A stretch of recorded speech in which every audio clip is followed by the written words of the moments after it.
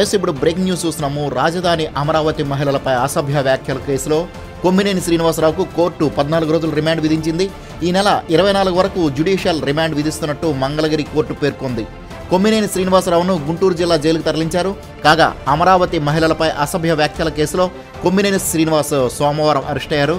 ఇదే కేసులో మరో నిందితుడు కృష్ణంరాజు అజ్ఞాతంలోకి వెళ్ళిపోయాడు. ఆయన కోసం పోలీసులు తీవ్రంగా గాలిస్తున్నారు.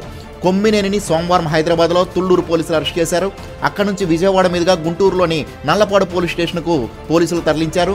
నేడు తొలుత గుంటూరు జీజీహెచ్లో వైద్య పరీక్షల అనంతరం పోలీసులు కొమ్మినేనిని కోర్టుకు తీసుకొచ్చారు. ప్రస్తుతం నిందితుడు తరపున న్యాయవాదులు వాదనలు విన్న అనంతరం కొమ్మినేనికి 14 రోజులు రిమాండ్ విధిస్తూ న్యాయస్థానం తీర్పిచ్చింది. ఈ నెల 24 వరకు ఆయనకు జ్యుడిషియల్ రిమాండ్ విధించింది.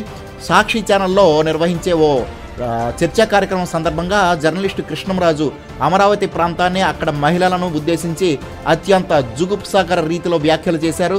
అమరావతి దేవతల రాజధాని కాదు, వేశ్యల రాజధాని అంటూ జర్నలిస్ట్ కృష్ణంరాజు శృతిమించి మాట్లాడారు. ఈ విషయంలోనే వీళ్ళిద్దరిపై కేసులు నమోదయ్యాయి. ఇప్పుడు కొమ్మినేని శ్రీనివాసన్ అరెస్ట్ చేశారు. కృష్ణంరాజు గురించి పోలీసులు గాలిస్తున్నారు. తదుపరి సాక్షి యాజమాన్యం మీద కూడాను A3గా కేసు నమోదు చేయడం జరిగింది. దాని మీద తదుపరి ఏం చేస్తారనేది వేచి చూడాల్సింది.